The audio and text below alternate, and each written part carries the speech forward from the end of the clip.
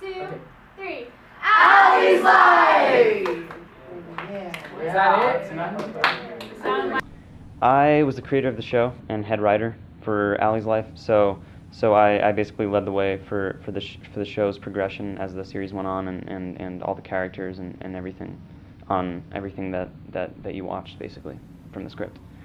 And it's this really cool like TV show sitcom / dramedy, and it's funny and sad and it's a lot of things, but yeah, I thought it was really fun, and like I wish we could have finished, honestly. So I thought about a TV3 class, and I tried to think about, well, where are people going to get the most actual production experience? And I went through all the different modes of production that I've had experience with and that I've researched, and series television seemed to be the best fit for giving the most people the most production experience across the board.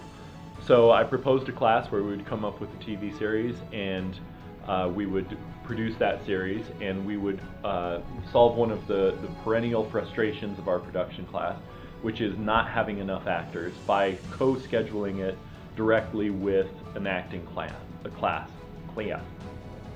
I can't say I'm sad. Like, I still think finishing the pilot and everything like that was really interesting and stuff. And yeah, I think the 5th episode, I'm not sad that it didn't get filmed. Yes, I wish it would have been, but I think it was just more of a learning thing that people need to learn how to manage their time better, need to know their commitments, show up, and get the job done. And I feel like a lot of our time management came from other areas where we just spent way too much time on things we shouldn't have, and that kind of screwed us over in the end. So learning from that, I think there's a lot of ways that people need to learn to manage their time, and that would have allowed me to finish directing the 5th episode instead of just doing 4 scenes of it. Another problem was we didn't finish episodes, but we moved on to new ones. We don't have enough people in the class to have 2 units film at the same time. Yeah, we pulled it off a few times when they were simple scenes, but to have someone be working on episode 2 and someone working on episode 1, we just don't have the resources to do that. We had equipment break, we had lights break, we didn't have enough people were sick. Just a lot of things that shouldn't have gone wrong did go wrong.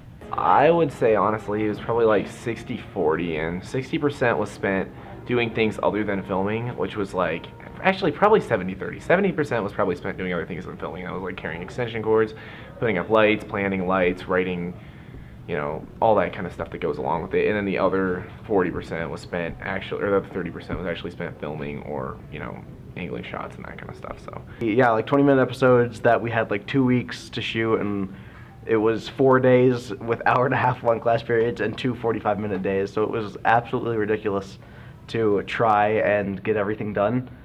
Luckily we did at least 2. We can definitely do more next year. Obviously we have stuff to learn, better scheduling, but this year for sure, like, it was absolutely crazy to have, like, comparatively, but what we pulled off was we actually got 2 episodes done that like are the same amount of time as any other television show in that amount of time, which is really impressive.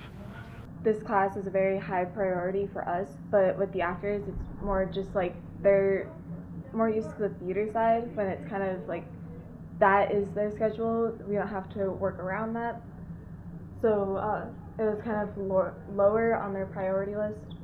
And then that also happened with props and stuff, so we would try to contact people to get props or get costuming, and they would never get back to us, so we wouldn't know if we would have it or not until they actually came.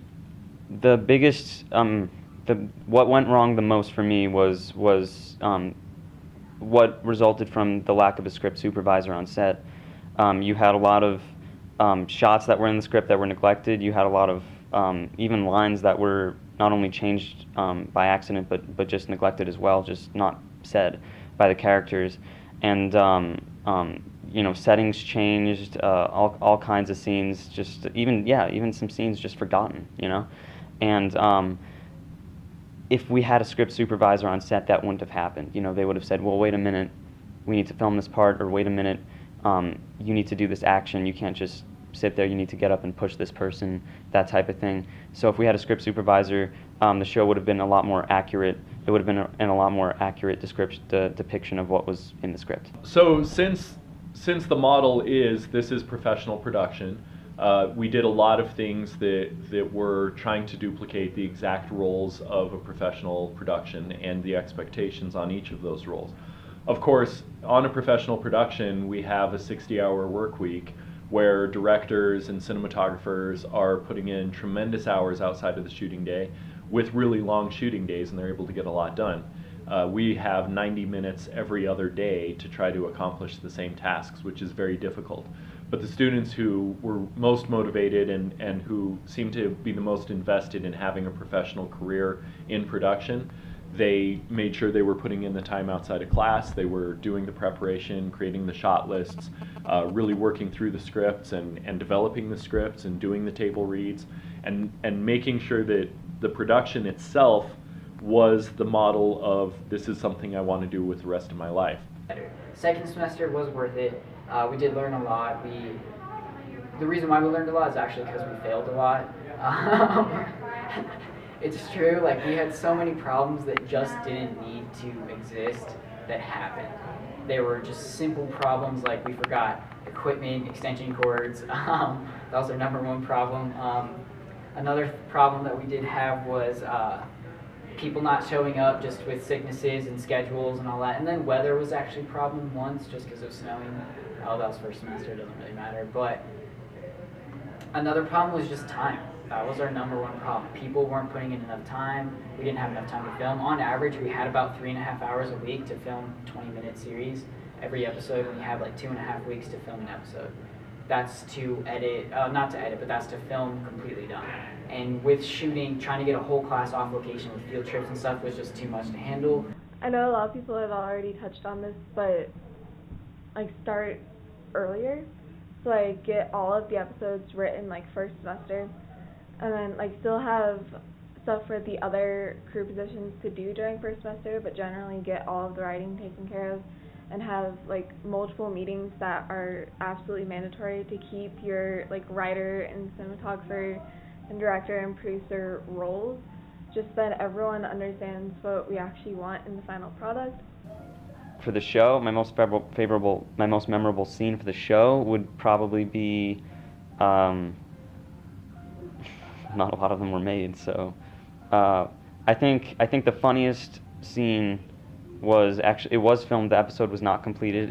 I think it was in episode 5, where you have Richard going in to talk to Alli in class, and the substitute teacher keeps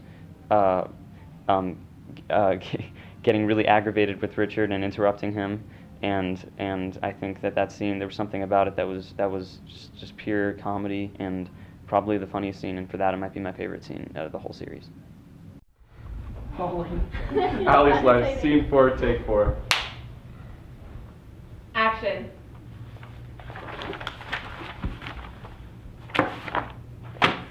Well, class, since there's no lesson plan, I will be subbing for you, and we will spend the rest of class silent reading.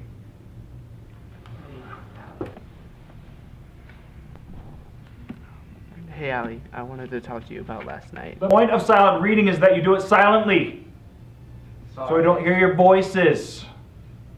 Sorry, I just had to tell Shut the hell up!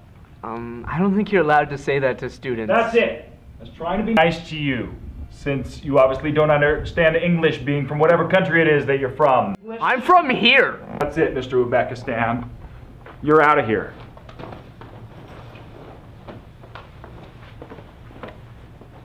I'm going to be completely honest with you, and this is one of the problems with the class. Due to the constant change in, I guess, we'd always downgrade our plans. So, like, what would happen is first, it would be like, we're going to shoot in some place that whoever decides, and then we finally get there and we find all these problems, like, oh, there's a desk here, we weren't expecting that.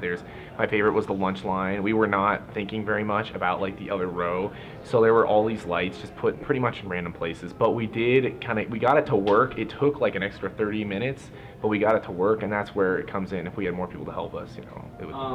I would just really try to redirect the students to each other to help them solve each other's problems, because that's what a crew does. A crew doesn't run to the line producer every single time there's an issue with the lights. They should be going to the camera department to solve the lights, or the gaffers. And so really we started adjusting to that model pretty early on. And for the most part, the class accepted that within the first 2 or 3 weeks of the course. My most memorable part of this year was probably any time around November, December, maybe even January, when the 4 of us writers met and just talked about the show, just talked about everything, the development, the characters, the plot, everything, and we just talked about it, and we just figured things out. We didn't have to it was fun, and it was great, and it really gave me a great preview of what it would look like to be on an actual writing team and to be doing that for a career. I feel more prepared for the industry because, like, everything else that we had done up to this point, like I said, was like really sort of like small scale. We had like no real time constraints. So doing this, we had a lot more, like you were on a deadline, you had to get it done by then, and it was like you had to get X amount of shots done. So it was much better to sort of prepare to be in the actual film industry through doing this class instead of just doing like you're doing some school announcement episodes every once in a while. So. Yeah. But the students who were most motivated and who seemed to be the most invested in having a professional career in production, they made sure they were putting in the time outside of class. They were doing the preparation, creating the shot lists, really working through the scripts and developing the scripts and doing the table reads and making sure that the production itself was the model of this is something I want to do with the rest of my life. So we had really successful times where the writers were coming in just about every single Monday during lunch. They would have a writers meeting outside of class, plus they would have all of the time inside class, and then the individual expectations on the scripts outside of class. Our hardest working and most dedicated DP was Zach Braden, and he virtually co-directed almost every single episode, if not every episode, coming up with shot lists and shot designs, storyboarding often, and really talking out with the director of visual design for how the lighting would work and how that would reinforce the elements of the script. Writers and DPs and directors were having meetings outside of classes because they recognized that there was no way within 90 minutes to make that happen. And so having the directors and the DPs and the writers really make that commitment did allow us, where we were successful, that's what made it possible. And it's because they had that professional attitude going in. Scene 4, take 1.